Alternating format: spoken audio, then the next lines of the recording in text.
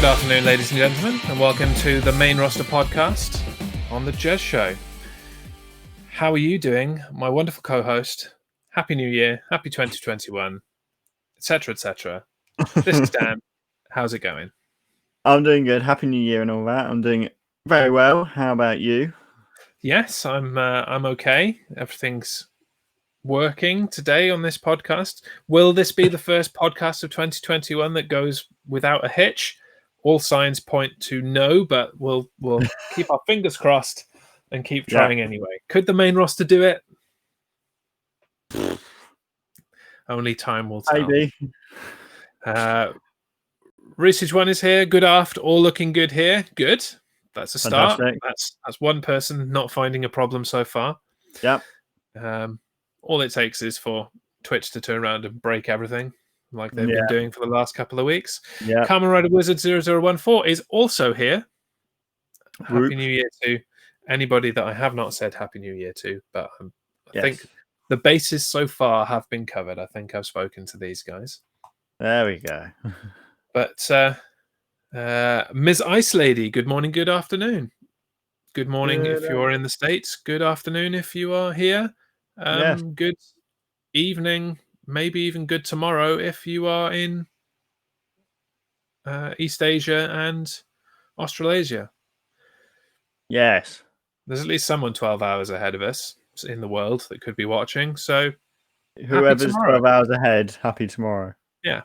It's always good to speak to the future whenever you get the opportunity to do so. Absolutely. Absolutely. Yeah. So whether you live in the past, the future, or the present, welcome to the main roster. We're here to talk about the last, it's about 3 weeks now that we haven't done a show. Something like that, yeah. Of WWE television. And I've only really kind of caught up with all of it in the last 2 days, really. And I was kind of daunted by the idea that, oh my God, we're going to be trying to catch up with so much stuff that's happened. Like, it's also the 1 year anniversary of you joining me on this podcast. So happy anniversary. That day was yesterday. Yep. And when we together kicked off this time last year, we had to do like 3 episodes in a week to catch up because we started doing this and we'd been going for an hour and we're like, we've been talking for an hour and we've only really done like half of 1 week. We should probably call this quits and come back tomorrow and carry on there. But you know, with the notes that I've put into our show notes and from what I watched, I think we'll be all right with 1 episode. I think we'll be done. I think we'll survive. But so that's a slight indictment on the quality of the current WWE product, but it makes our lives easier. So on balance, So with that in mind, shall we kick things off? We're going to kind of go through what happened at TLC and link it into how that's changed up to yesterday, really. So kick us off with one of the matches from TLC. Yeah, so one of the most surprising moments of the last few weeks was the return of Charlotte Flair at TLC, who served as Asuka's mystery tag team partner. The pair defeated Nia Jax and Shayna Baszler to win the Women's Tag Team Championships.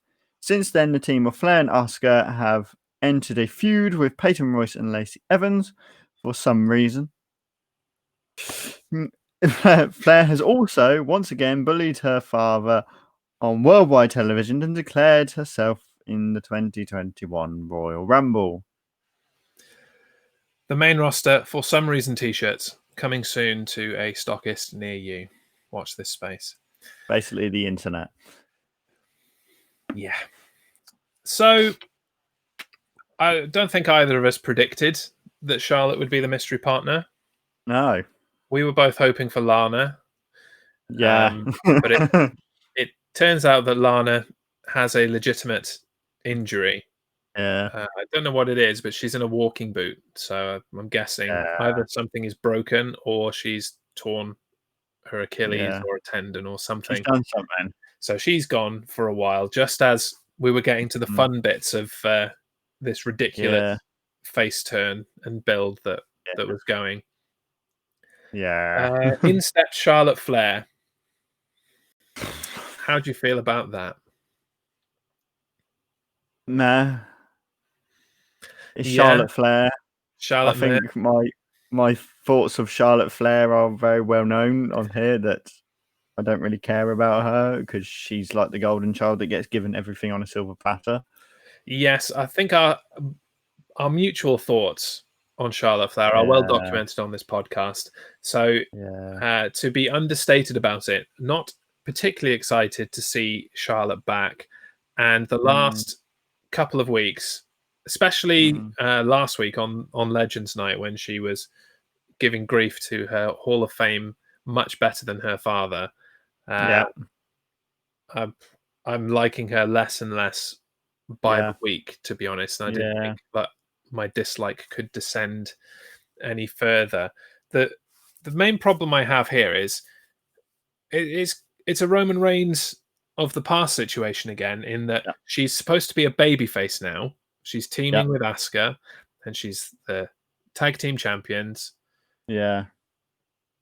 Why is she acting like a massive heel with an expletive in front of it that rhymes with pit? Why is she being such a massive penis? Like, when she's trying because to get people to endear to her again. because I don't know. I don't have an answer for you on that one, quite No. frankly. And I don't think it's a conscious choice by anyone, really. I think they've just kind of gone back into the mode they were in before Mm. she left. Has there been some kind of surgical intervention for her as well, or am I imagining it? Well, when she came back, I kind of looked at her and I thought, something's different about you. You know, when you look at something, you see something's different about you, but you can't put your finger on it. That's what I was looking at, and actually, someone on Facebook summed it up very well. They said whenever Charlotte has time off, she always comes back looking different. Hmm. But have And you kind of put your fingers on it? no, I mean, this is not confirmed. I've not, seen anything, read any reports or anything. But it looks like to me that mm. she has reduced the breast enhancements Oh, that her she had chest. had in the past.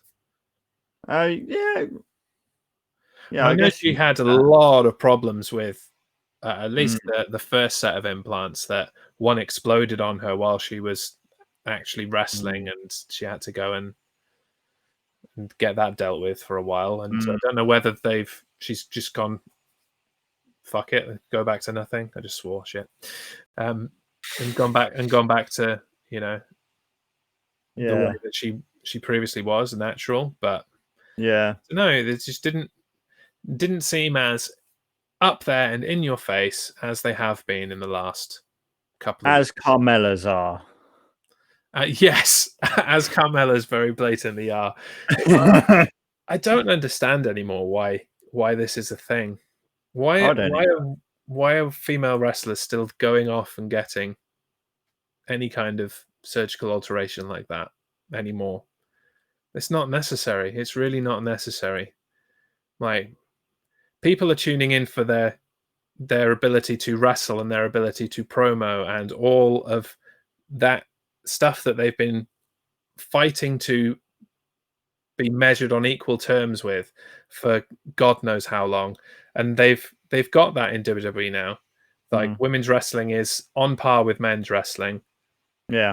There's no doubt about that. And yet we're still messing around with looks and Mm, distracting from the things that are really important in modern professional wrestling, which is yep. getting on with it and being entertaining and not annoying the hell Yep. out of me by picking on an old age pensioner that's a member of your own family. Yes. Yeah. Well said. George asked, wasn't her dad kind of a dick, though? I He mean, was, but that was his character. yeah, that's the point.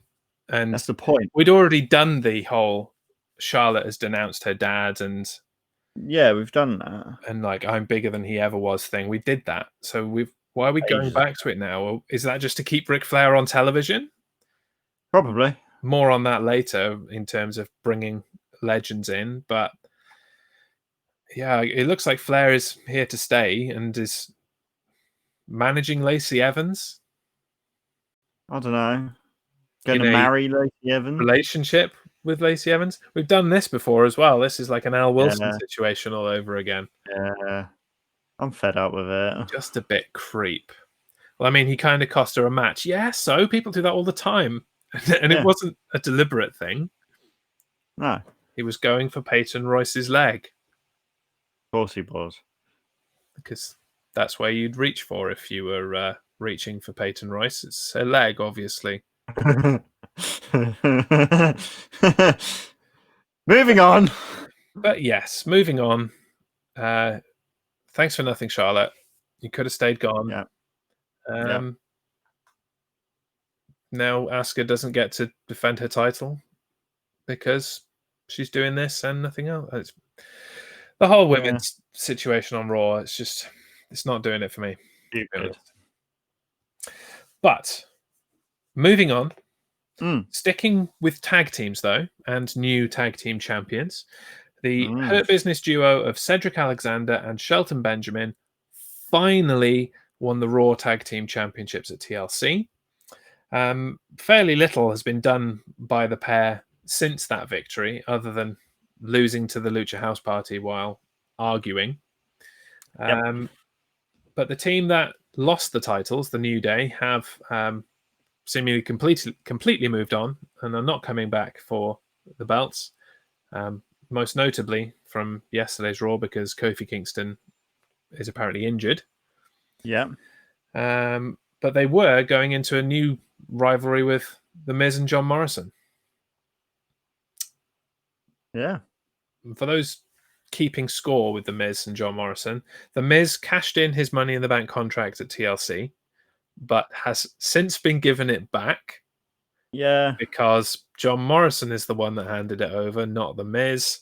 Even then, Miz has not been near the WWE champion since.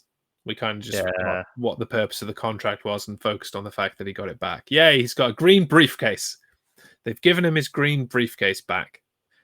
The implication of such doesn't matter, apparently. Great.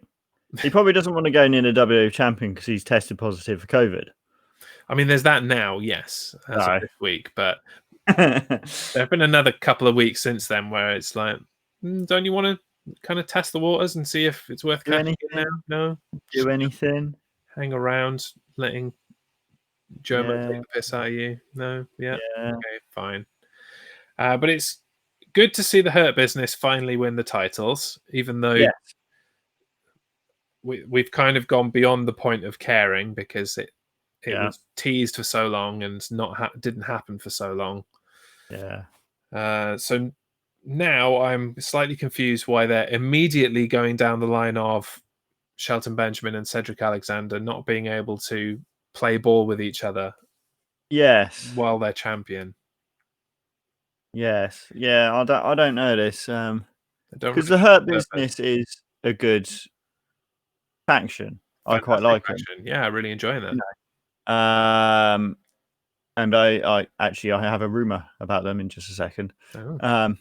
But this whole arguing thing, I know that Cedric Alexander, I think ever since he joined the Hurt Business, he's kind of been the one that's always trying to show off, that he can do it, and he's always wanting the one to take the pin and all that, but it's just getting ridiculous. So how big's this rumor? Do I need to press the Dan's Dirt Sheet button, or is it not that big? It's quite big, so probably press it. All right. Well, we haven't heard it in a while. Let's push the buttons. Time for Dan's Dirt Sheet. Dirty. Come on then, lay it on us. So the Hurt Business, they have United States Championship and the Raw Tag Team Championships. What championship is missing? Well, there are several championships missing, but I assume you mean just on Raw. just on Raw, the main championship that's missing from the Hurt Business. It's the WWE Championship. Exactly. Now, we all know that I don't think MVP is really that sort of material. No. So I think what they've said is that they're going to get somebody else in to join the Hurt Business to become WWE Champion. Right. Now, I'm going to ask you, what is a black person who has been in the championship scene recently? Other than Lashley, I mean, I thought this was where it was going. So while you've been speaking, I was trying to think who it might have been. And now, who's been in who had a championship match against Drew McIntyre recently? Who's black?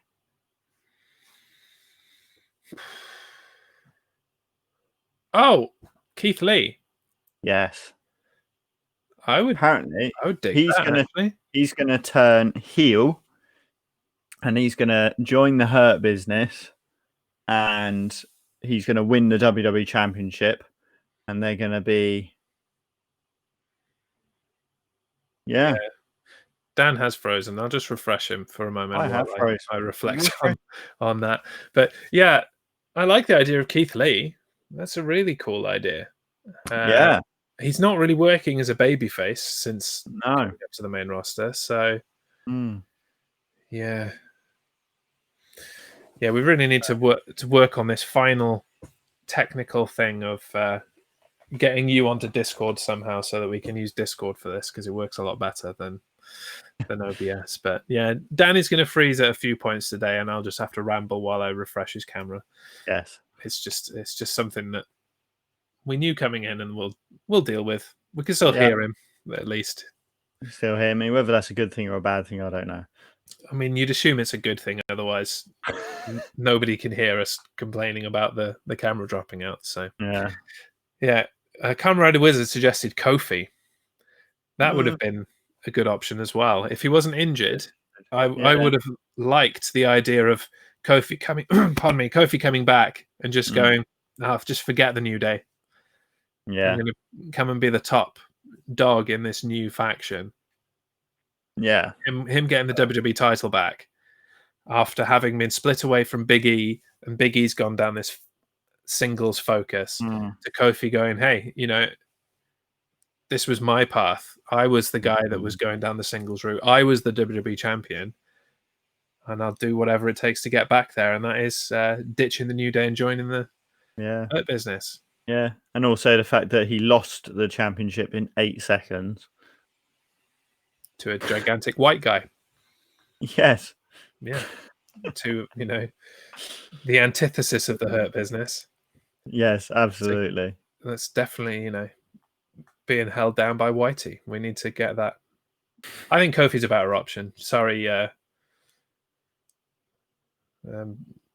Keith. We'll go with Kofi instead. If we're going to book this right, we'll go with Kofi instead. Go with Kofi. But so yeah, that was my dirty sheets. Your dirty sheets. You haven't got any other rumors you want to throw in while we're there? While I'm here, I'll tell you what. I'll throw in another rumor. It's not really a rumor. It's what somebody's put on Twitter. Oh, and yeah.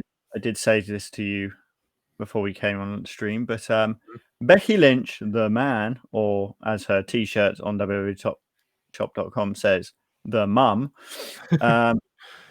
she's tweeted, "Time to go to work." So, presuming she will return at some point, I'm guessing probably the Royal Rumble. Royal Rumble seems reasonable. If that tweet marked the time of decision, like, right, I'm on my way back. She's got to get back into ring shape. Yes. Slightly harder to do after having a baby than just salvage injury or whatever I would expect. Yeah. So, but a few weeks to do it. Yeah. Maybe she does it by the Rumble, or at least enough to turn up in the Rumble. Do some stuff, and then keep her training going for. Yes, have a good performance. Yeah. Yeah. Just enough to turn up and get her not pop from the screens because there's no crowd at the Rumble, which is really going to affect it, I think. Yeah. Yes. Not much we can do, but No. it's not going to be the same Rumble experience. Yeah. No, Yeah. I hope she is coming back. Might Yeah. see Seth back at some point as well. That'd be cool. Yeah. Depends That'd be cool. if they can afford a babysitter or not. I know, like, 2 massive WWE salaries, people barely scrape by on a WWE million plus it's hard. salary. It's hard. It's difficult, you know. I'm sure. So difficult. They'll find a way, though. They'll find like a cousin or something to look after their child. It's difficult when they're like minimum wage at WWE is like 500,000. Yeah, it's hard that, you know. I wouldn't be able to survive on that. I don't think I could either. No. Anyway, moving on then. Moving on.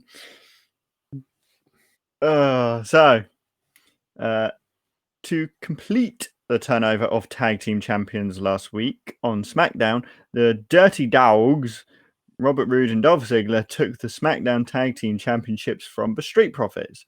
With this victory, Ziggler and Roode join a short list of teams to have won both the Raw and SmackDown tag team titles.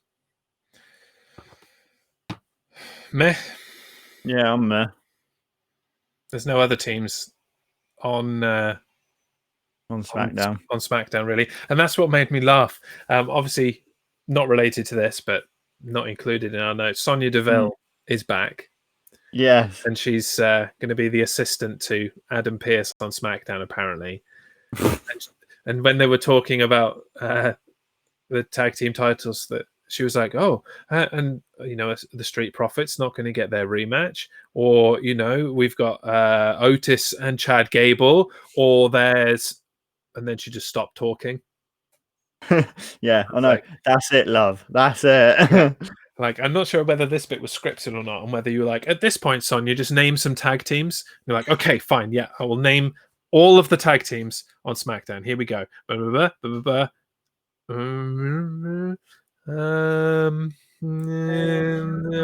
it, I suppose. Anyone else? Yeah, and this isn't just a SmackDown problem. There are no tag teams in WWE general right now. Women or men? No, exactly. And considering the tag team division, they're giving them the time. I'll give them that. They're getting a lot of TV time, but it's the same people over and over again. Yeah. I'd say NXT has got more. And NXT UK have definitely got more. I was going to say, if you spread it between US and UK, there are definitely more tag teams. Yeah. Do they bring any up before WrestleMania? Doubt it. Can't see that. We probably get an influx of tag teams from NXT on the Raw after Mania and the SmackDown after Mania, I guess. Yeah. But there just seems to be a real problem with the WWE roster in general at the moment. It's that they haven't future-proofed what they've been doing. They've gone through this pandemic and just used who was available at first. And then they've tried to write story for certain people at the expense of others. And now there's nobody really left. They've broken up teams for no reason. Yeah.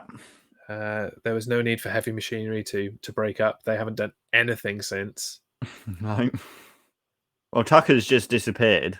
He's completely gone. I think he might be on like Main Event or something. Like, is he? Still a thing. I don't know. I only found out today that apparently WWE Bottom Line is still a TV show. Is it? Yeah. Since when? I don't know if it's broadcast here, but yeah, it's out there. Flipping out. Like, it's still... I came across it. I think it was on WWE Network or on WWE.com or something. I was like, oh, that's still a show, is it? Okay. God, where's that been? It's just Raw highlights.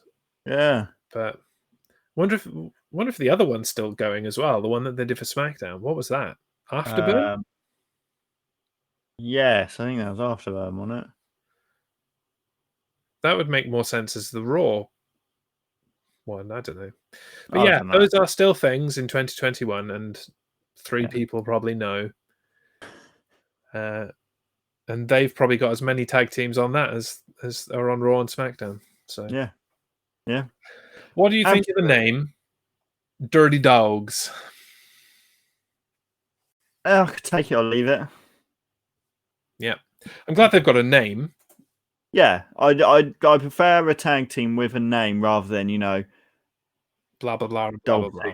And Robert Rouge. You know, if they go and their opponents, the Dirty Dogs or something like that. I'd rather that than them say the names, because otherwise, when they say the names, it just sounds like most of the tag teams that are in WWE that they're just thrown together. Which is 100% true, but you don't need to be quite so on the nose with your ineptitude. Yes. Yeah. Well, in fairness, that's a nice little segue to the next section. Because in reaction to declining ratings that Raw has been suffering in the last few months, Raw held a Legends Night to kick off 2021. And despite all of the hype for this special Raw Legends Night, the Legends, aside perhaps for Goldberg, were not really used to any great effect, and with most appearances being nothing more than a legend having a little chat with a current superstar backstage, or them being bullied by Randy Orton and walking away. Was there any real point to this night? Did it actually accomplish anything that couldn't have happened on a regular Raw? No, that's pretty much summing it up. Yeah. Hello, campers. Hello, Tamzanaki. Welcome. Yay, Legends Night. I hope that's sarcasm, George. Yeah, you so can't do I. possibly have enjoyed any of this. I mean, it was nice to see Melina. We haven't seen Melina for a while. Yeah. It's nice to see Tori Wilson. Seen her a bit more recently, but good to see her again. Tatanka was there. Immediately, my mother-in-law asked, "Is he allowed to dress like that in 2021?" The answer was, "Good question. Is he actually Native American? Not sure." That's actually a very good question. Because if he's not actually Native American, then no, he should not be dressing like that in 2021. Who else was there risking getting COVID and dying because they're old? Sergeant Slaughter, Hulk Hogan. Yeah. Carlito wasn't there. No. Yeah. Somebody put on Facebook a really good thing. They put a picture up, 2 pictures. They put the Raw Legends we got, and it was a picture of the people legends that were on there. And it was then underneath it was the Raw Legends we want, and it was like Stone Cold, The Rock, all those sort of Mick Foley, it was all them, and it was just like typical WWE. Well, Mick Foley was supposed to be there. Oh, was he? But he caught COVID. So he spent Christmas in quarantine. Nice for him. Yeah. And yeah, Carlito was supposed to be there. Yes. Don't know what happened with that. I would have quite liked to see Carlito. I haven't seen Carlito. I haven't seen him in ages. Yeah. As Carlito, anyway. I don't care what he's called on the indies. But Body guy Lito, is it? I don't know. I don't know a clue. I don't pay attention. But, I just wanted him to be there and spit an apple in someone's face, but they probably wouldn't have done that because COVID. So. Oh yeah. Spit it at a screen. Yeah. Oh God, that reminds me of a funny story that I don't know is really, this podcast is really a place for it, but oh dear, screw it, maybe it was. Back in the day, and unfortunately through human error, this footage does not exist. But one random night of drinking, I thought it would be a fantastic idea to dress up as Carlito, and cut a promo as Carlito Apple spitting complete. At the time, I had long hair that was like my shoulders, and so I was able to fashion it into like a Carlito kind of afro, so that the hair looked the part, and I was pretty good at the accent. I found like a Hawaiian shirt to do it with. Oh God. And like we put cling film over the video camera, Oh. and I cut the promo. I'm going to say it was amazing because there's no evidence to the contrary. I did it. I pulled it off, and then after I'd finished, exhausted the apple, kind of hurt my voice doing this impression.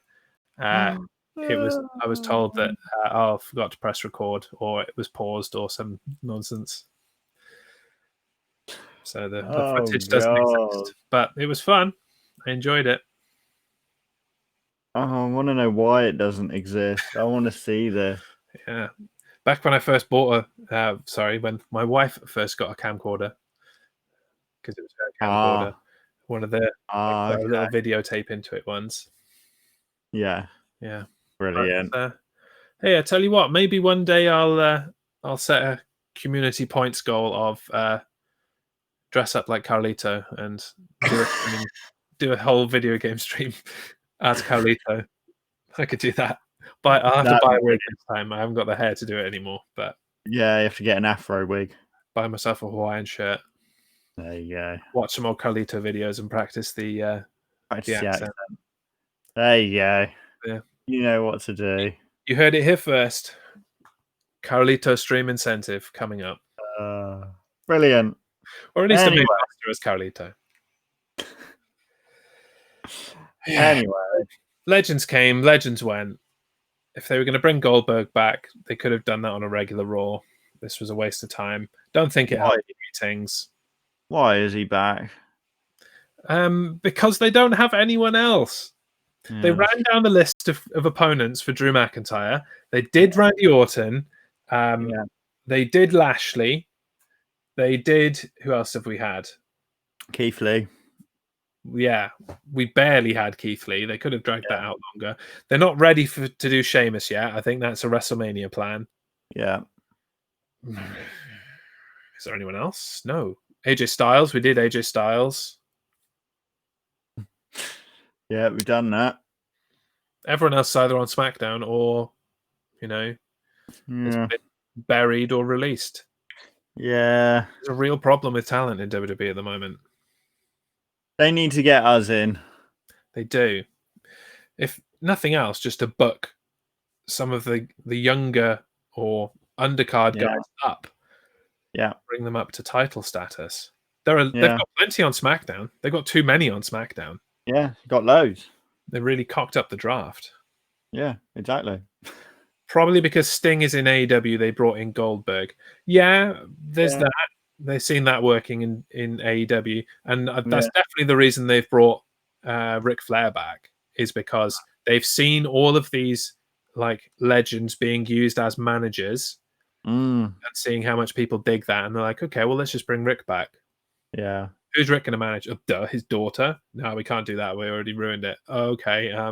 His daughter's opponent? That's inspired. Let's do that. Idiots. That was a good one. That.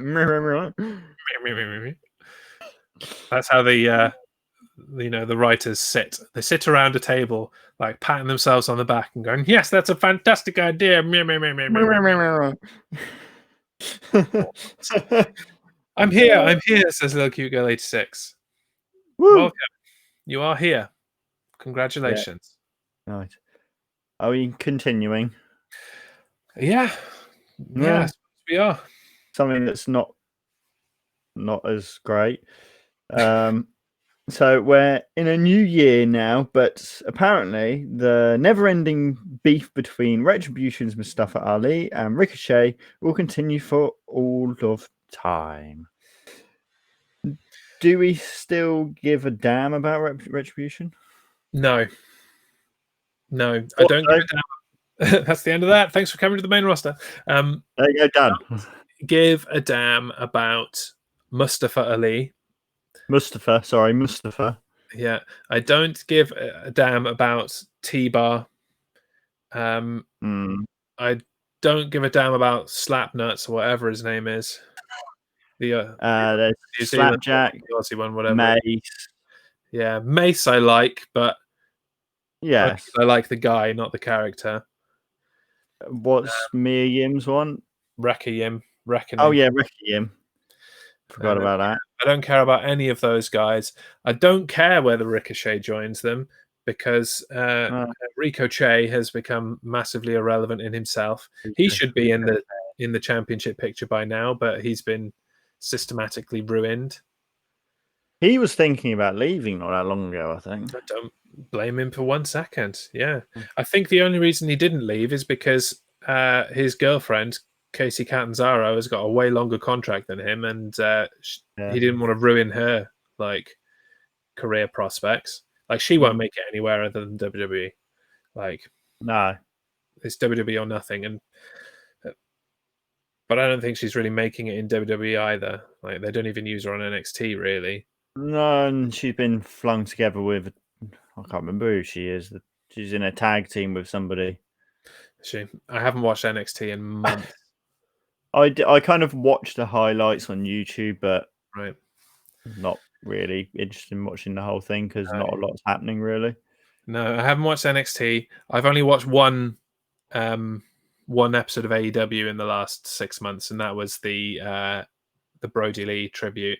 Oh yes, and that's just because it was the Brody Lee tribute, and I wanted to watch that. But yeah, the product isn't any better. No, really, unfortunately. Yeah, maybe when COVID's over and we can get in front of crowds again, all of it improves. Like, I think NXT especially needs that energy from the crowd. And they've got like they've got a few people there. I don't know whether they're real people or other developmental guys. I'd suspect the latter, but cardboard cutouts. But the energy is not there.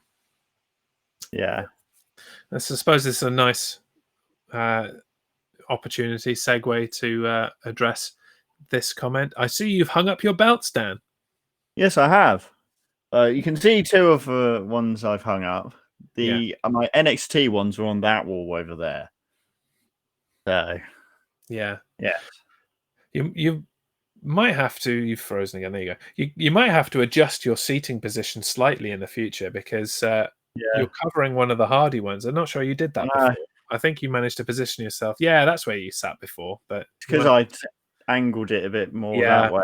You got your curtain and the light being annoying if you turn your laptop a bit further that way, don't you? So, yeah, exactly. Yeah.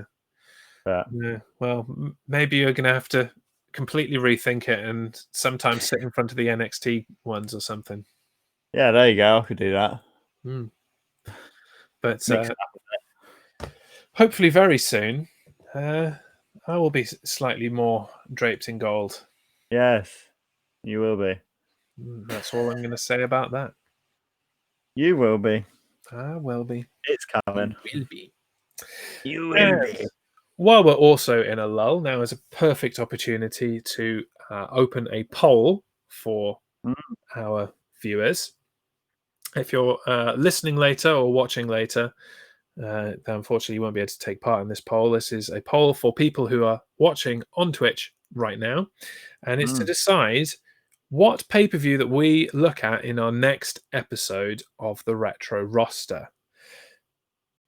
Narrowed down the time period because of interest from our listeners, viewers, whatever you want to call them, to late 80s, early 90s.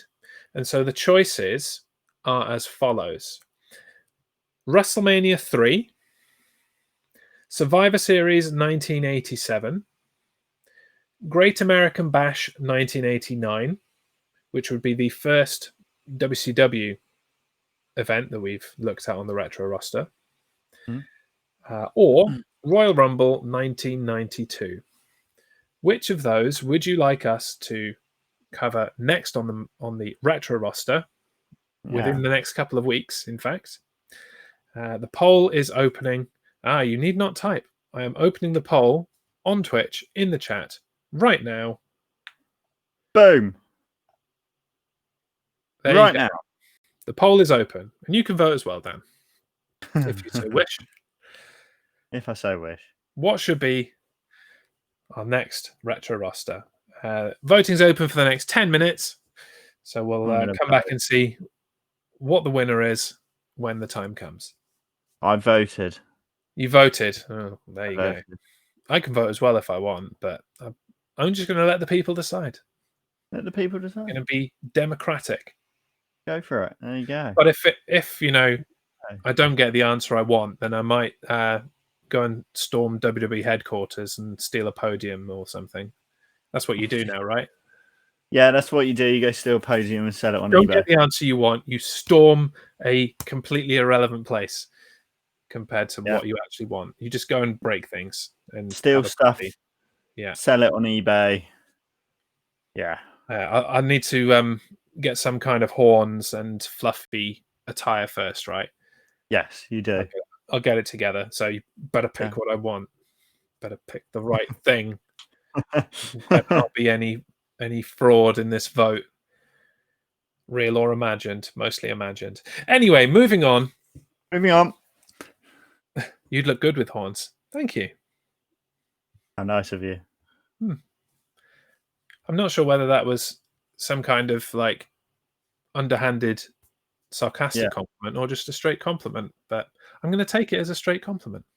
Just take it. A compliment is a compliment. I do kind of have a kind of Viking kind of aspect to me. Maybe I'm descended from Vikings. I don't know. Never know. I don't know. Just take it. Okay. Thanks, Nova. Welcome. Moving on to a match that really should have been at the TLC pay-per-view, but wasn't. Sami Zayn lost the Intercontinental Championship to Big E in a lumberjack match. And last week on SmackDown, Big E defended that title against Apollo Crews.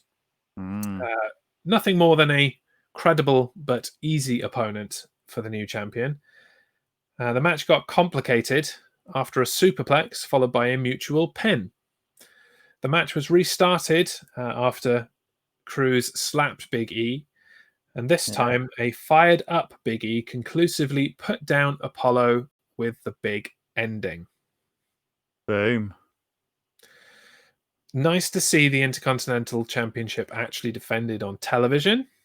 Yes. So we've had the actual title change and a decent enough televised defense. The Intercontinental title seems to be the only championship, other than maybe the Universal Championship, that is actually being used to its fullest right now. Yes. And Big E, I think, is a fantastic champion. I think it's about time that he was given the Intercontinental title again. It's not the first time he's held the Intercontinental title. No, but it's not. It's been a very long time. Very long time. I can't even think how long we're talking. What was it, 2013, 2014? Something like that. Just after he had his NXT run, which would have been 2012, 2013. So, yeah, it must have been around then. Yeah. And then they, gave up on him as a singles guy, and they will again, I'm sure, because that's how they roll. Get bored and change the scene. Yes. I'm interested to see what Big E's side plates will look like on his belt. Yeah, did he not have them last week? I don't think he did. I think he just had those ones, which are just the WWE logo. So I'm interested to see what they would look like.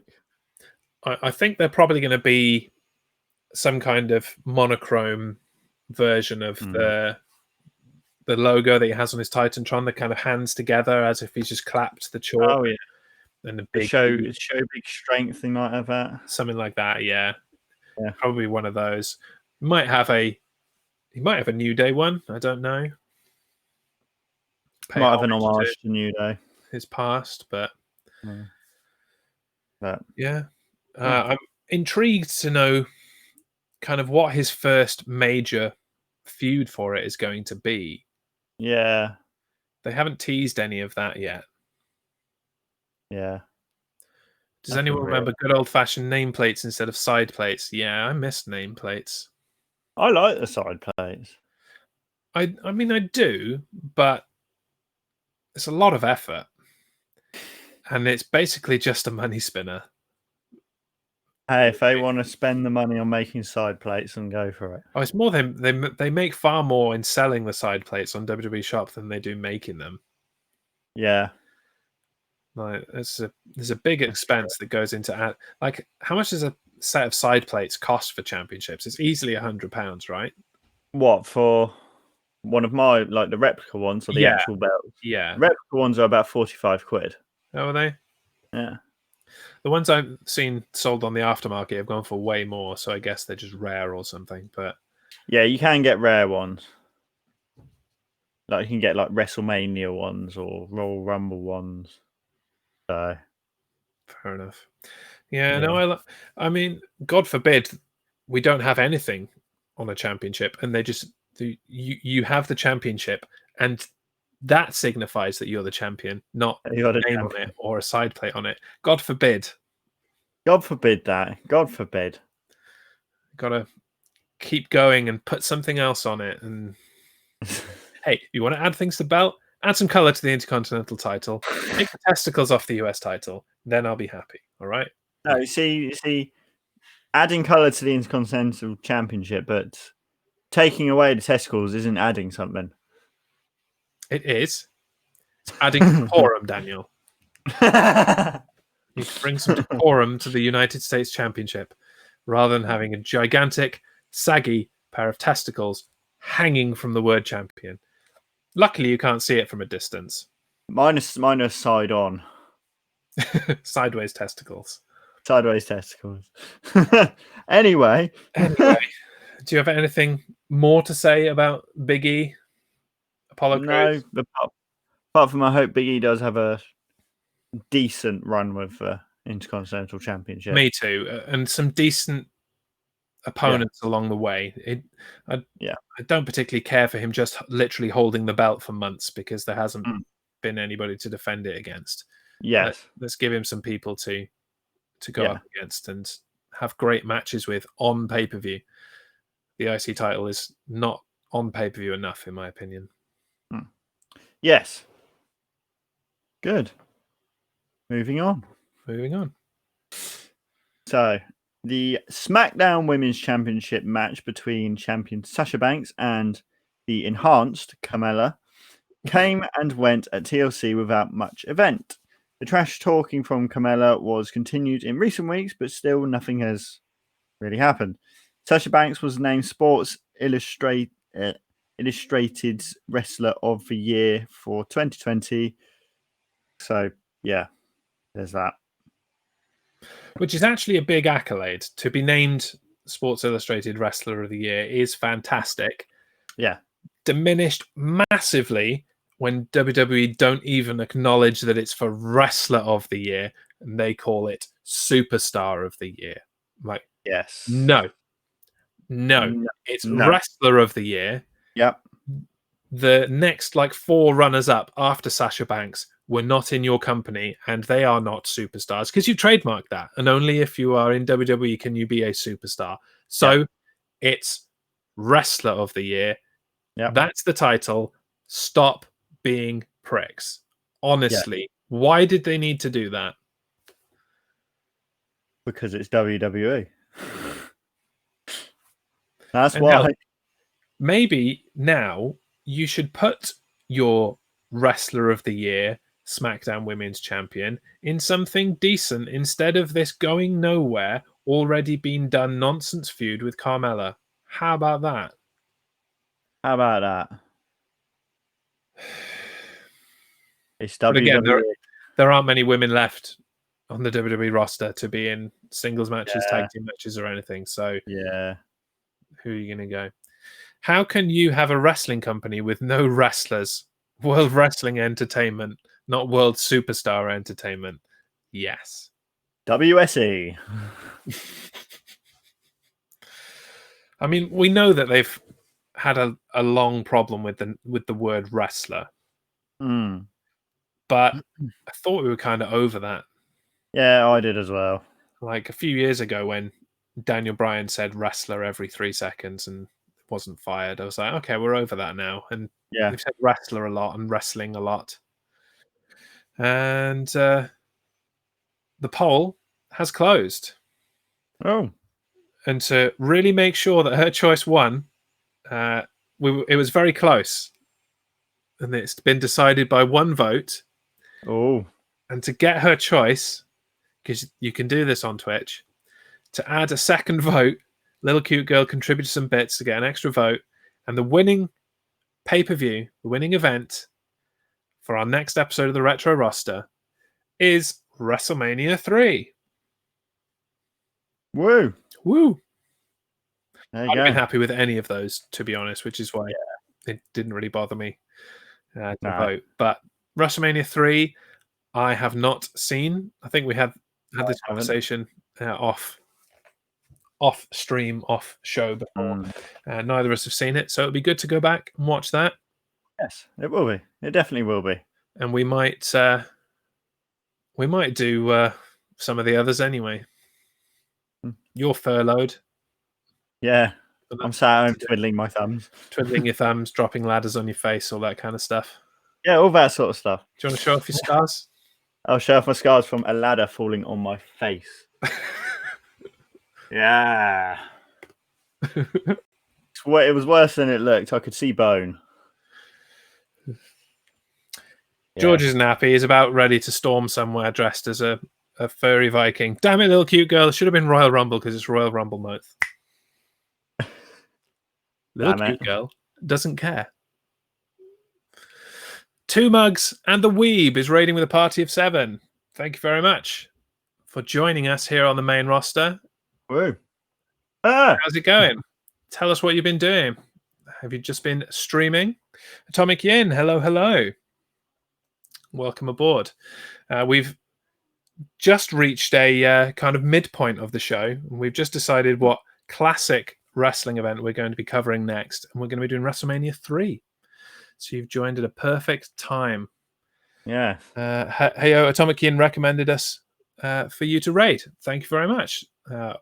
I already knew that Atomic Yin was a wonderful person, and now that has been confirmed. Confirmed. Atomic Yin confirmed. Not a prick. Good to know.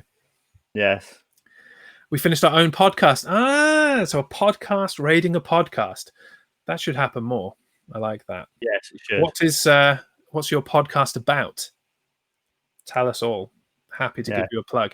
If you are not already following Atomic Yin, Two Mugs and the Weeb, and any of the other people that have joined us, do make sure you drop them a follow and share the love. I myself, I'm on the road to 1,000 followers. So if you do, drop me a follow, I would very much appreciate it. Yeah. Shall we get back to the show? Yes. What's up next for us? Okay, so it's me. And moving on to the man who began a tumultuous few weeks at TLC by beating AJ Styles. We are talking about Drew McIntyre. After retaining the WWE title, he successfully defended once again against Keith Lee, who earned the opportunity to do that by facing Drew's Celtic best bud Sheamus. And we're still not really sure what's going on there, to be honest, where that's leading. And yesterday, hours before Monday Night Raw, it was announced that Drew McIntyre had contracted COVID-19 and that he wouldn't be at the show. Yeah. And would instead address the WWE Universe by video, in which he said, wear your mask, social distance, stay safe, all that good stuff. Yeah. And he said, Goldberg, you're next. Yeah. Goldberg is the next opponent. Right. Just catch up here, sorry. Lindified, BW or Wayno, Two Mugs and the Weeb, thank you very much for the follows. We talk about current events with ourselves and what we are going in the future. Okay, so it's like a kind of real development, what's going on in life, the universe and everything. I like Sounds it. Good. I will have to tune in sometime. Yeah, so will I. We kind of touched on Goldberg a little bit. Do we need Goldberg back in WWE right now? No. Why do we need an old man? Just cut straight to it. Why do we need an old man? There isn't really anyone else. I know that, but they could at least, like, maybe, I don't know, bring up somebody from NXT just for.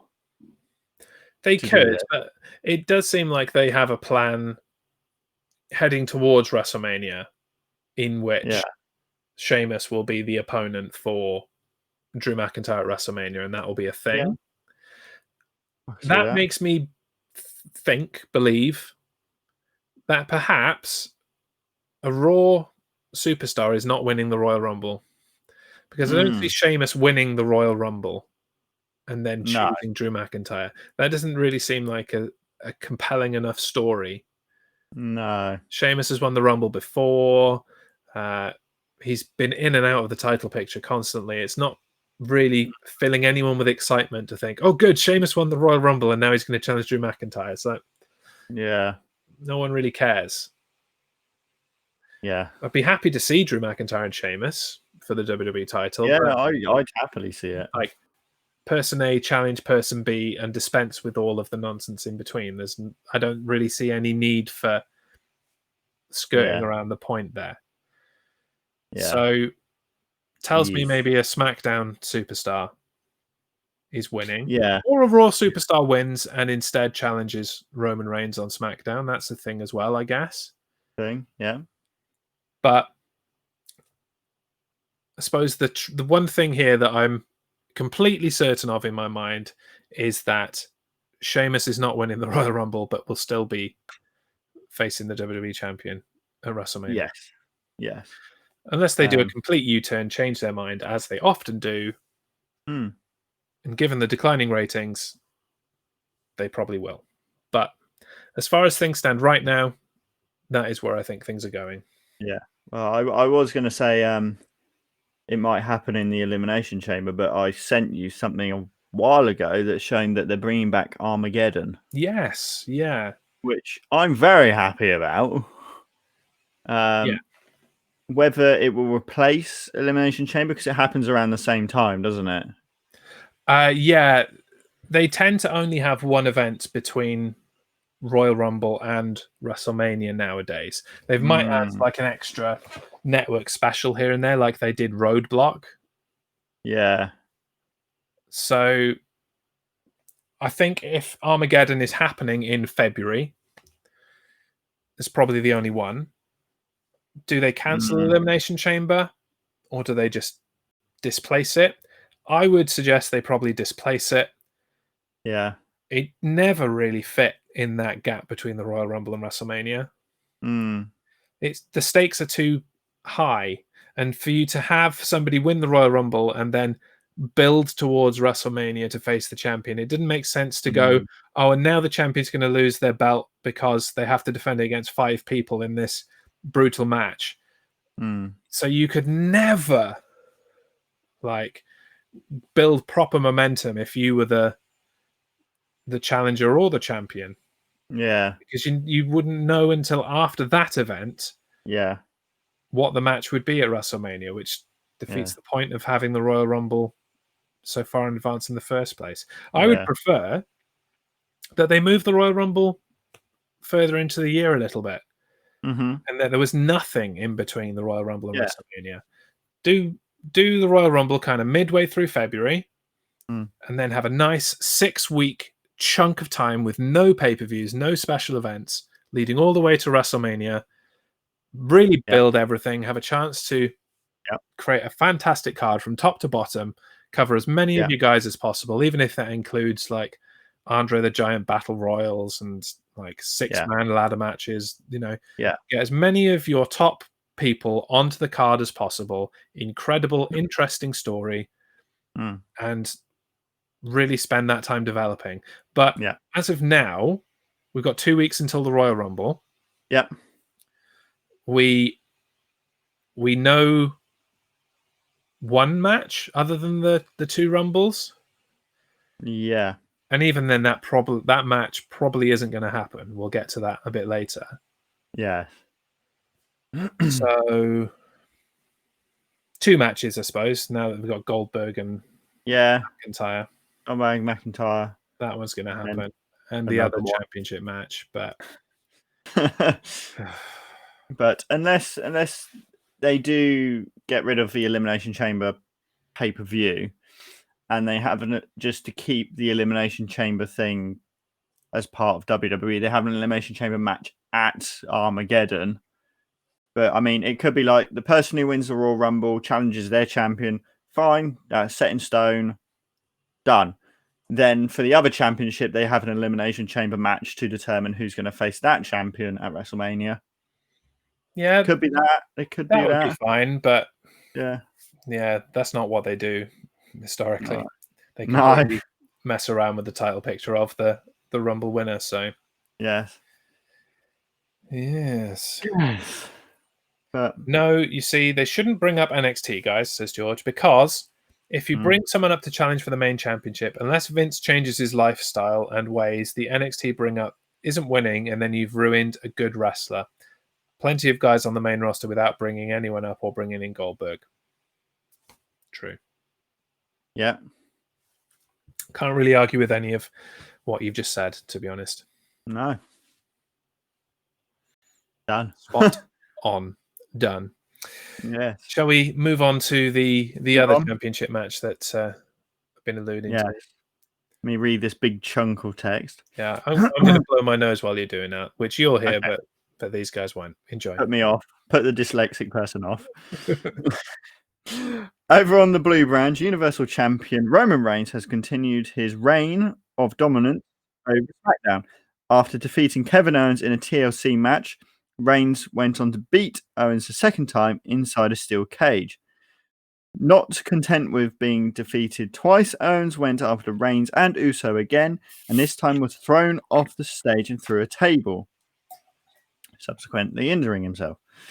Reigns began SmackDown last week, blaming WWE official Adam Pearce for having to hurt Kevin Owens and for booking a number one contenders gauntlet match instead of allowing the champ to pick his own opponent.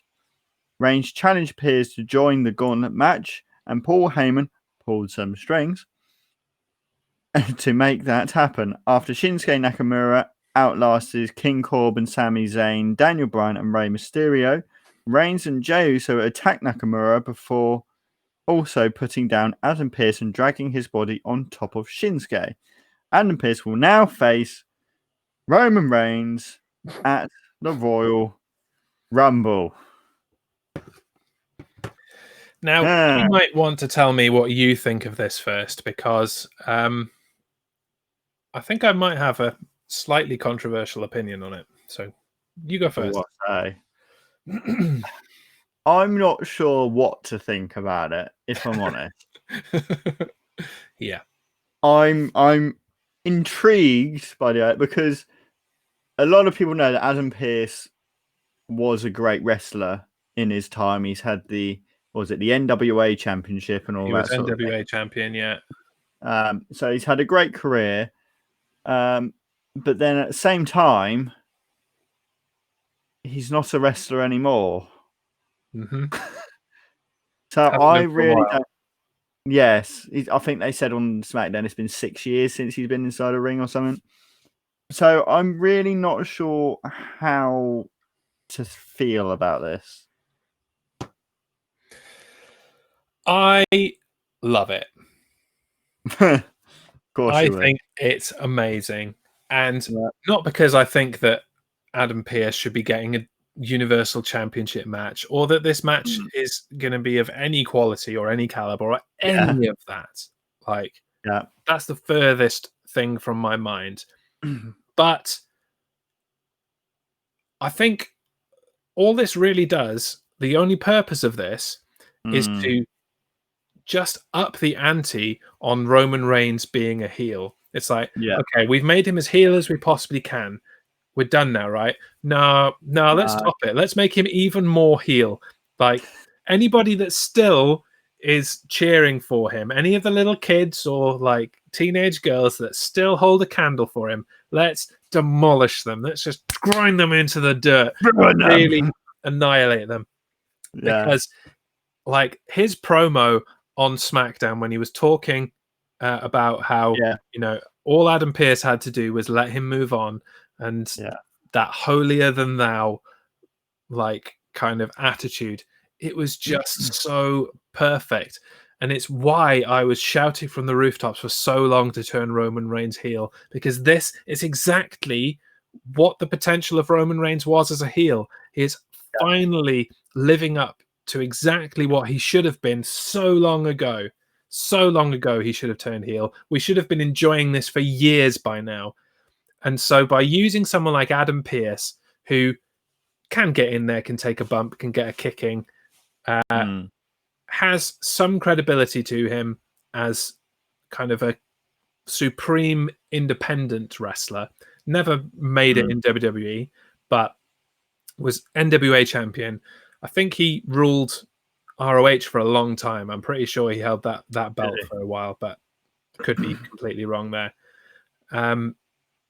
But he's got some credibility to him. He's kind of been an irritating presence on WWE TV for a few months now. Like, there's no real reason to like him. And so to have Roman Reigns kind of victimize him for no reason really, other than, you know, you're doing your job too well and you're kind of trying to put credible opponents in front of me over and over again. It won't stand, Adam. I won't stand for it. Yeah. So I like it. Do I think it should be the main event at the Royal Rumble when the other championship match is Goldberg? No. Do I think they'll change it before the Royal Rumble? Yes. I think that some other person will intervene. Maybe Triple H. Maybe Vince will come out. Somebody will intervene in some way. Vince will come out. God damn it. You're not getting your match at the Royal Rumble against Adam Pearce. Yeah. But you will get Adam Pearce in this match right here on SmackDown right now. And Adam Pearce will be like, and he'll get his head kicked in. Roman Reigns will easily retain. Adam Pearce will get a few licks in, and there'll be that one moment where he rolls him up, and Roman Reigns barely kicks out, and like that's when the switch turns on Roman Reigns, and he completely annihilates him. But the red mist descends. I don't think we're definitely not going to see Adam Pearce as Universal Champion. Let's get that right. Oh God, imagine if that happens. Scrap Daddy P. It's not going to happen. My only issue with it is that they ruined a perfectly serviceable number one contenders match in that gauntlet match to set this up. Yeah. I don't agree with that. George is talking about Shinsuke Nakamura in the chat. Is Nakamura face now? No. He was just a convenient vessel by which to destroy the hopes of somebody. Better that be a heel that they don't care about than a baby. He was basically in the way. Yeah. Yeah. They had to use someone to be so close to getting that shot and then take it away. And they perceived Nakamura to be not liked. So they did it to him. Yeah. I think Nakamura's on his way out of the company anyway. I don't think he's got very long left on his contract. Hasn't he? No, you've frozen again. Frozen again. Are you coming back? Are you coming back? Right, I'll refresh you. We know you're good at it. They didn't hear you say that first bit, so that was completely out of context. Dan said, talk rubbish for a little bit. You're good at it. Yeah. Well, it's classic heel behavior. The audience wanted Nakamura versus Reigns. Did they? Oh, really? I mean, I don't want Nakamura versus Reigns because Nakamura's not going to win, so what's the point? Yeah. I don't want to see Nakamura face anyone else in WWE, really, because I know that he'll just lose, and I like Nakamura, so I'd rather he just sat out his contract and left and went to AEW like we all know he's going to. Or back to New Japan. Might do. Might do. Might want to go home. He loves home. America. I don't think he wants to go home. I think he really enjoys being in America, so AEW it is. Oh, there you go. All of a sudden, heel has taken something the audience wants away, and now the heel has heat. Yeah, there is that. There is that in that they wanted Roman Reigns to have a credible opponent. It didn't really matter who it was. No, it as long as they were could have been Corbin. It could have been Rey Mysterio. Any of those 5 would have been fine because he hasn't faced any of them really. No, not properly. So any of those would have been fine. Who did they not want to ruin out of all of those? Most of the people. So they used Shinsuke as the pawn. Yeah, unfortunately. But I enjoyed it nonetheless. Yeah. Yes. To be quite honest. Anyway. Then, as we're in the enjoyable portion of WWE at present, shall we roll into our last discussion? Are you ready? I know that you're going to have thoughts, feelings, and potential movements from this. The Firefly Inferno match at TLC was an interesting take on the traditional Inferno match, with flames set up in the crowd of the Thunderdome rather than around the ring on the ring apron. Despite this, the match did indeed end in flames. And to add to the carnage, Randy Orton doused the Fiend in fuel and set him alight a second time.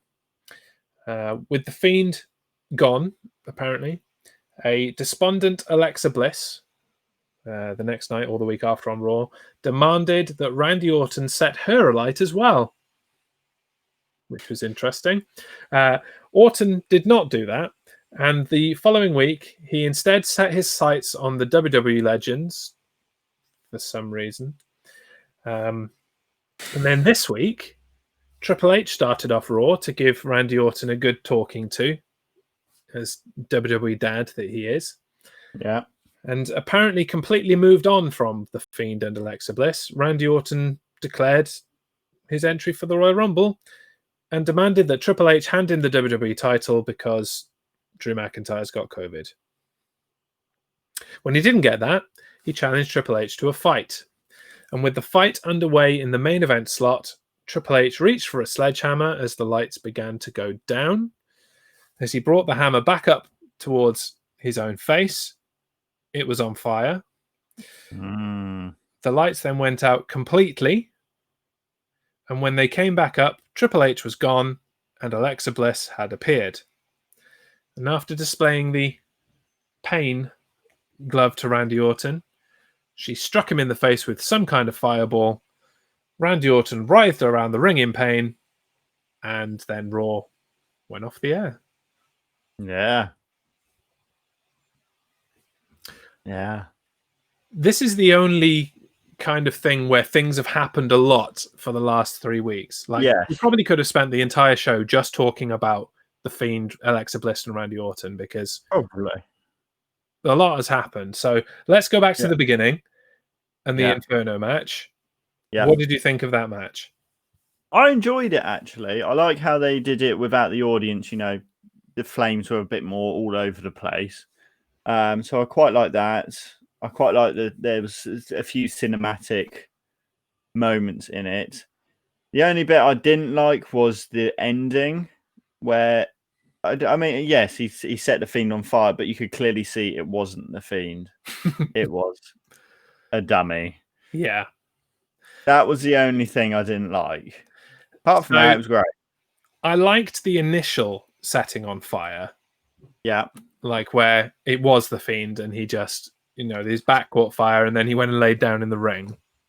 Yeah. That was fine. Yeah. I personally didn't like the flames being out in the Thunderdome.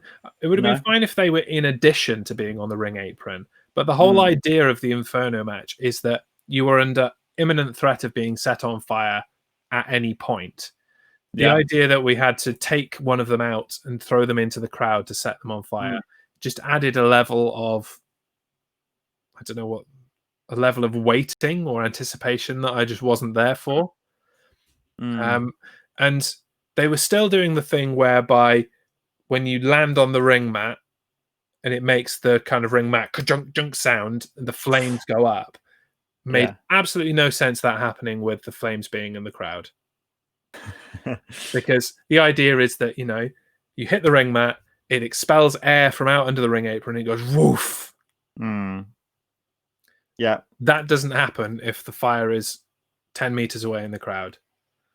So it's because WWE, as we said before on the podcast, finally got to use pyro and all that again, and then we went into not having audiences, so they're kind of making up for it. They really enjoy the idea of putting things in the audience because there isn't an audience there. So but sometimes it's just like, yeah, there's a reason it was in the ring, and it wasn't because the crowd were too close. It was because it makes more sense. Yeah. Like, if it ain't broke, don't fix it. Yeah. I do like that they're able to do kind of a lot more because there's no crowd. Yeah. In the sense that, like, that setting the sledgehammer on fire thing, they wouldn't have been able to do that if there were a crowd there, because all they did was keep the sledgehammer down off shot. Somebody probably crawled in the ring and went, lighter. There we go. Hunter, it's ready. Because the only people watching were either watching on television, so they couldn't see, or they were the Thunderdome crowd watching pretty much the television feed, and they couldn't see either. So I like that you can do little things like that without a crowd there. Yes. But we don't need to do things like, oh, this is happening here where we can never do things before. I don't feel the need for that. It doesn't add anything. Yeah. And yeah, you could tell that it was a dummy in the end, but I'm still glad they did it. The whole setting the Fiend on fire completely was nice. It was fun. It has meant that I haven't been able to watch WWE with my child in the room for the last 3 weeks. I've had to really pick and choose when I watch it. I'm like, is somebody going to be set on fire today? Maybe. Can't watch it with child. Great. Will there be a murder on wrestling today? Maybe. Okay, leave the child out of it today. Right. So it may be the end of my ability to watch wrestling with my child for a few years, but I enjoyed it. I think, if anything, they spent too long lingering on the dummy on fire. It should have they probably should have put a stop to that a lot sooner. It should have been, oh my god, the Fiend is on fire. There's like flames completely coming out of this. At the point where there were flames coming out a lot, it was hard to tell. I mean, you knew obviously, but in terms of the visual, it was hard to tell whether that was a person or a dummy. You weren't getting a close enough look to go 100% hand on heart that is a dummy. Yeah. And so at that point, when there were a lot of flames, that was fine. Should have got a bunch of people in with fire extinguisher that been going putting it out, just leaving a cloud of extinguisher smoke everywhere. Yeah. Giving it some time, letting the extinguisher smoke clear, and there's nothing there. Yeah.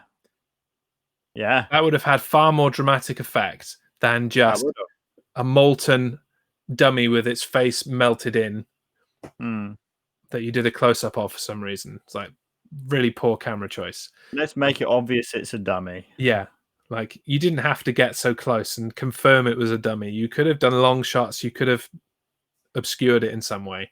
Yeah. You could have done a lot more to even though the people are watching it know that you haven't really set a person on fire.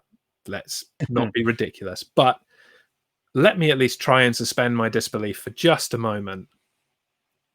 Don't make it blatant that it's fake. We know it's fake. Don't go out of your way to make it obvious. Yes. That's all I'm saying. And that's a general rule for all wrestling, I would think. Yeah. We know the score. Doesn't mean you need to rub it in my face. Yes. So there was that. I still enjoyed it, but it could have been better still. Yes. Absolutely. Then we moved on. Sorry, I just want to say, Rooster Beast, welcome. And he says, if it ain't broke, set it on fire. Yeah. Speaking of mantras for life. Yeah. Ratmaster, welcome. Hi, what's going on? Many, many things involving fire, apparently. Yes. So next we move on to the fact that Alexa Bliss in her playground segment, which I really liked, asked Randy Orton to set her on fire, gave herself a path of petrol and a ring around her of petrol to facilitate that fire. And then we get to the end of Raw where Randy Orton is holding a match and Raw ends. Nothing happens. Did I want Alexa Bliss set on fire? No. Did I want Alexa Bliss not set on fire? No. Did I want some kind of resolution to it? Yes. I wanted Randy Orton tried to set Alexa Bliss on fire and the match went out. I wanted Alexa Bliss changed her mind and ran away. I wanted anything but we don't know, we've ended the show. Yes. That was terrible. Yes, that was a really stupid ending. After I thought a fantastic bit of when the lights went out and you see him with a match, I thought he is going to actually do something, but then no. Yeah. Because even then, you could have just dropped the match, done some flames, not actually shown anything. But okay, at least we know that there has been fire and, there's something happening here, not just... And Rumter, welcome to the podcast. Thanks for joining us. So yeah, didn't like that. No, in the end, anticlimactic to the max. And then we move on to the legends. I think we've spoken enough about that, but that was completely without point. I think we'll both agree. And then this week with Daddy Triple H, there was a whole thing. What did you think of the ending? Let's cut straight to the bit that people care about. What did you think of the fireball and Randy Orton now being blind? Well, I get to see Alexa Bliss again, so I'm happy. But I did quite like it, the way she did shoot the fireball out, and I think that was quite a good idea. And obviously, it's not done anything to Randy Orton because, it's safe. But, I like the fact he was writhing around in pain and no one came to help him. No. Yeah. No, my mother-in-law had a real problem with that. Okay. So, well, it's fake. No one's coming to help him. I'm like, or is he just a prick? There is that. I mean, yes, it's fake, but also, are people not helping him because he's a prick? He's an idiot. Because he spent the last couple of weeks pissing everyone off he humanly possibly can. Yeah. Would you help him? What help can you provide? He's just had his face set on fire. Not much you can do, really. No. Here, Randy, here's a wet towel. What's that going to do? So, yeah. Better. But I like that we're keeping this fire thing going. I like that Alexa Bliss is hellbent on punishing Randy for killing her friend, for lack of a better term. Yes. And I hope that we are heading towards constant torment from Alexa Bliss to Randy Orton, all the way through to the Royal Rumble, when Randy Orton thinks that this is all over and that he's finally going to win the Royal Rumble, and the Fiend comes out. Yeah. In a slightly different mask or a new mask or anything. Or a melted mask. Yeah. I think I would love that. That would be the ideal thing.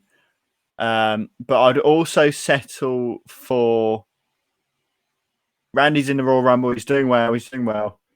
Lights go out, and then all you see at the entrance ramp is just flames and the Fiend's laughter.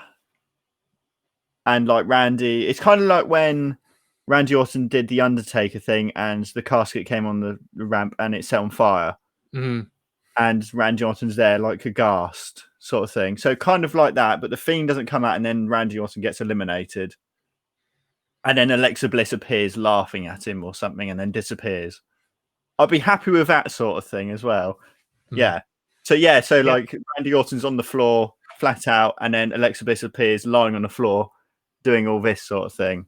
That would be. I'd be happy with that, but I would love to see the Fiend come back. I want the Fiend to be the reason that Randy Orton doesn't win the Royal Rumble for sure. Yeah, absolutely. But overall, like, this has been the most enjoyable part of Raw, at least. All the way since before Christmas. Absolutely. I think this, without this and without the Roman Reigns stuff on SmackDown, a lot of this would just be unwatchable right now. Oh, it'd be very boring. Yeah. Like we've gone for an hour and 25 minutes on this stuff. But that pales in comparison to the 3 hours that we wanted to talk about this time last year. And it wasn't that good this time last year either, but it was still better than what we've got now. It was still better. And I think a big chunk of that was the Roman Reigns and the Fiend parts. Yeah. You know. I completely agree. Yes.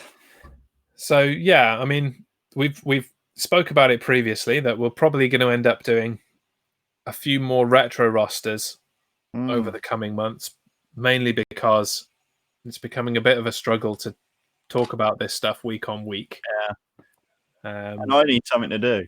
And you need something to do on furlough, exactly. So, are you set for this time next week to do a retro roster on WrestleMania 3? Yeah, sure. Why not? Let's do it. Let's book it in. I say this time next week, but you know, the government could close nursery schools like this evening, and then I won't have my day plans anymore. So it might be not this time, but sometime around, you know, sometime around next week. Yeah, next Tuesday evening instead of the day, maybe. We'll see. Yes. Watch this space. But our next show, as voted on by the fans, mostly by Little Cute Girl 86, who skewed the vote in her favor, the next retro roster will be WrestleMania 3, and that will be our next show, our next podcast that we do. It's almost as shocking as the Montreal Screwjob. I really don't know what to expect going into WrestleMania 3. I know it's Andre and Hogan. Yeah, that's all I know about it. All I know. So, and I don't know whether, like, people talk about that being one of the best matches of all time. I don't know whether that's we will see true or not, and we will see ourselves, and we will discuss it next week. If not, we'll tell them why they're wrong. Yeah, bring your own opinions about WrestleMania 3, and we'll tell you whether you're right or not. How about that? Yes. But between now and then, we've got a fair bit coming up across the Primetime Streamer Network. And here it is. Later on today at 6:30 p.m., Research One is here with American Truck Simulator. At 7:30 p.m., Always Be Chatting kicks off his Tuesday night kill stream on The Witcher 3. And then I'm back at 8:30 with Kamen Rider Memory of Heroes. And the night closes out with Little Cute Girl 86, Miss WrestleMania 3 herself, at midnight playing Fortnite. Tomorrow night at 7:30 p.m. GMT, 2:30 p.m. Eastern, it's Midweek Eats with Captain Brilliant. At 9 o'clock, we've got Don't Get Me Started on this channel with me and Always Be Chatting. And at 1 a.m. GMT, 8 p.m. Eastern Time, Rooster Beast is smashing it out, dropping calories, letting all his rage out, playing his drums. On Thursday, it's the Thursday night chill stream from Always Be Chatting. He's playing Stardew Valley, growing crops, hitting rocks, something. I don't know. I don't understand the game. At midnight, it's Little Cute Girl 86, back with some Fortnite. And then there are many other things coming later on in the week. They're there for you. They'll be covered in more detail as the week progresses.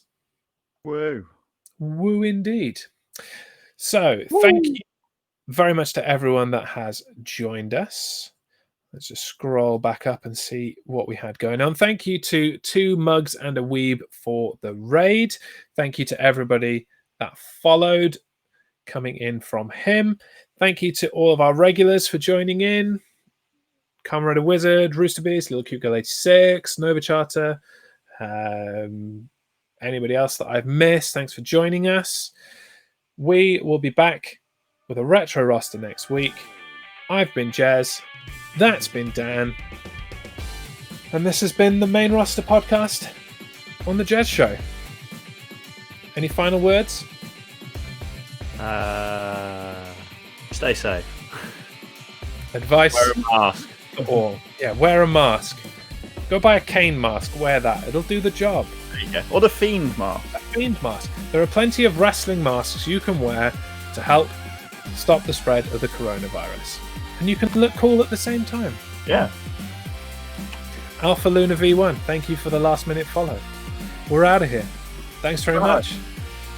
Enjoy your week. Bye-bye. Bye-bye.